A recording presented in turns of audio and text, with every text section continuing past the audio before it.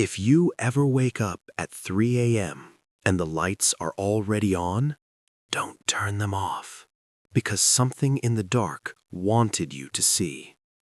New York City, a place where people don't live, they survive.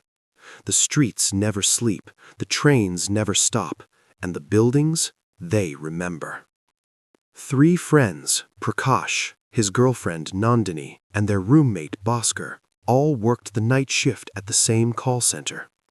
3 months ago, they moved into a small 2-bedroom apartment in Queens. Cheap rent, decent neighborhood, quiet building. Everything felt normal until the first week.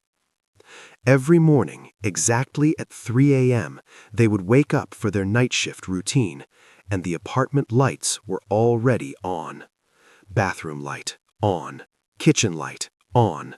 Sometimes the dining area light, on. They questioned each other every day. Did you turn it on? No. You? Never. At first, they thought it was wiring, maybe a faulty switch, maybe a glitch. But the weirdest part was, it happened every single morning without fail. And slowly, the apartment started to feel like it was waking up before them. Pause. And that was only the beginning. Pause. Because soon, they weren't just seeing lights. They were going to see something else. Something that didn't belong in their home. By evening, around 5 p.m., they would return from work. And at 6 p.m. sharp, the cleaning lady would arrive. Sometimes she brought a small boy with her. The boy would run around the apartment, touch things, play with random stuff. It annoyed them, but in New York, finding a reliable cleaner is hard, so they tolerated it. One evening, Prakash and Nandini came home early. They opened the door and saw the boy inside their living room. They assumed the cleaner came early that day, but then they saw. The cleaner wasn't there. Not in the kitchen, not in the hallway, not even in the bathroom. Only the boy, playing quietly. Prakash felt angry.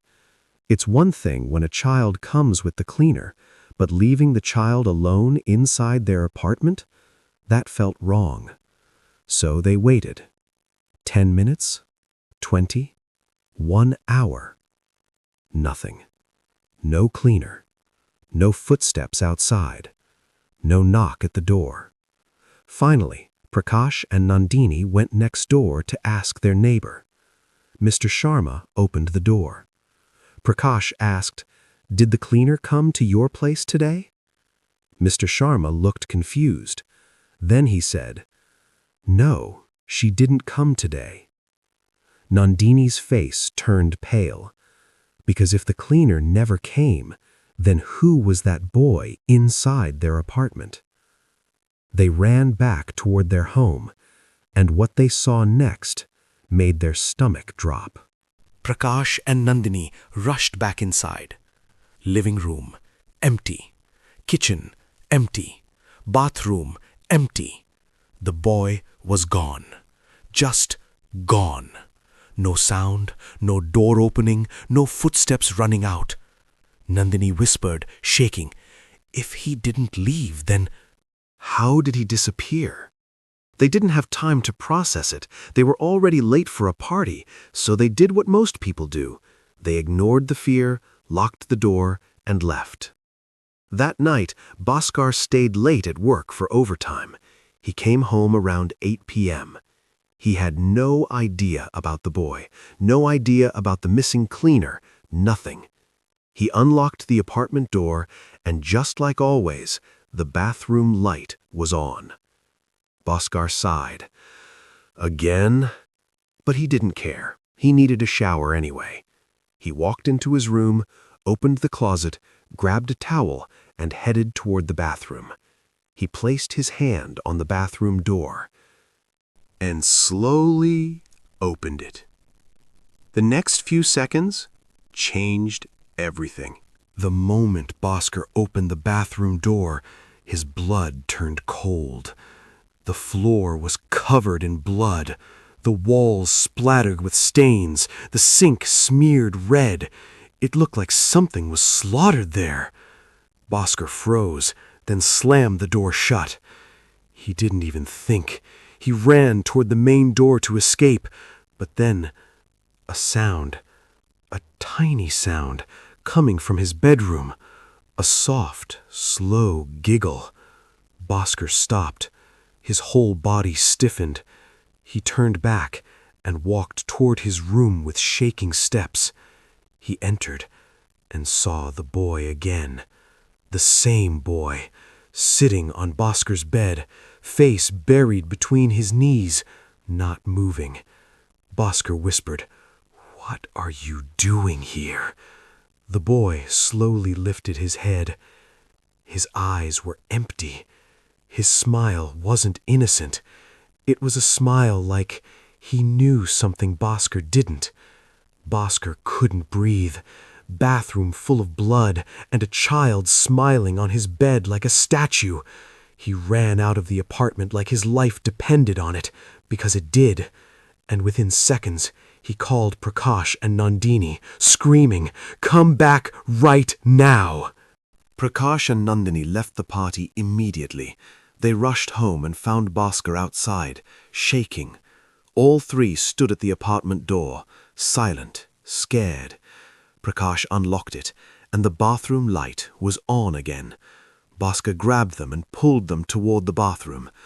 Louder, "Look! Look inside!" He opened the door, and nothing.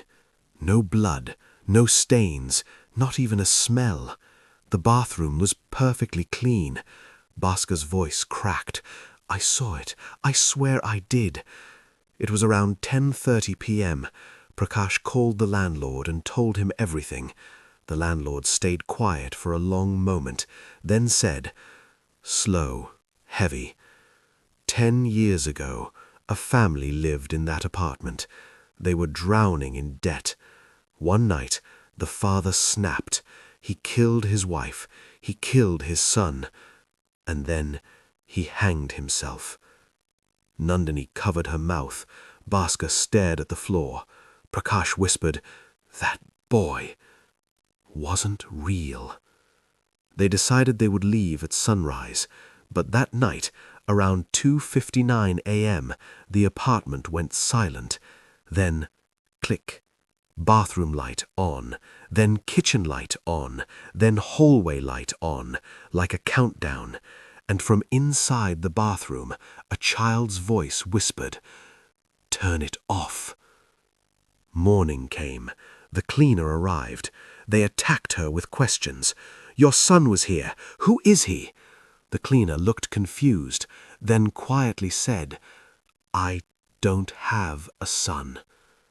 I don't have any child." And that's when they understood. The lights didn't turn on by mistake. They turned on to show them they were never alone.